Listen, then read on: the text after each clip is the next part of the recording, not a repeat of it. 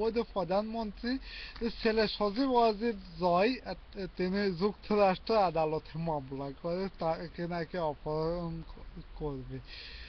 এরে ও সজীব ওয়াজিদ জয়, তোদের অবৈধ সরকার অবৈধ এত সন্ত্রাসী থাকতে কিভাবে তোদেরকে অপহরণ করে?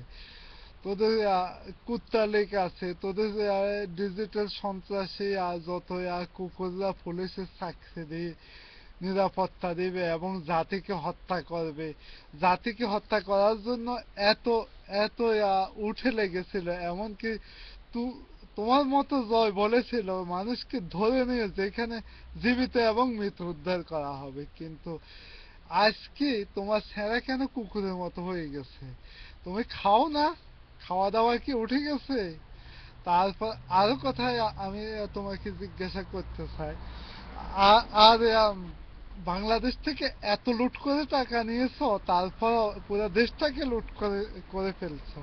সুইস ব্যাংকে তোমার crore crore dollar, billion billion dollar, তারপরে সব, তারপরে তোমার কি খাওয়ার টাকা নাই? না কোনো সাদা করে তোমাদেরকে খাওয়ার টাকা পাঠাইতে হবে? তোমার চেহারা তো দেখতে একদম মৃত ব্যক্তির মতো লাগতেছে। তারপর তারপর এখন আরো তোমাদের কুকুররা এখন আর সাহস পাচ্ছে না জাতীয়তাবাদী নেতৃবৃন্দকে অ্যারেস্ট করার জন্য। এখন জাতীয়তাবাদী নেতৃবৃন্দকে যদি অ্যারেস্ট করে, আমি ইটালি থেকে আমি নিজেই ডিক্লার দেব বাংলাদেশ জাতীয়তাবাদের পক্ষ থেকে, আমি রহিমুল্লাহ বলছি।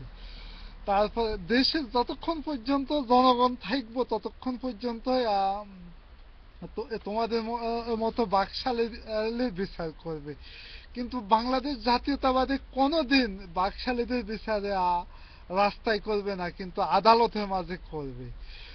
এই এই অবৈধ নাটক দিয়ে বাংলাদেশ সেনাবাহিনীর রক্ত খেয়েছেন আপনারা। তারপর আর কি না করেছেন। তারপর আজকে আজকে আর কত নাটকের পর্ব শেষ হয়ে যাচ্ছে। এখন বাংলা মানুষ নাটকের হেডলাইন দেখলে বলতে পারে শেখ হাসিনার পরিবার সজিদ ওয়াজিদ জয় কি করতে পারে, তাই সবাই জানে। এখনো বাংলা মানুষ শুধু একদম নীরব আন্দোলন করতেছে, কিন্তু এখনো বাংলা মানুষ কোনো হাতিয়ার হাতে নেয় না। হাতিয়ার না নেওয়ার পরও আজকে এই দশা, খাওয়া বন্ধ হয়ে গেছে। যদি হাতিয়ার উঠে নিত তখন কি করতে?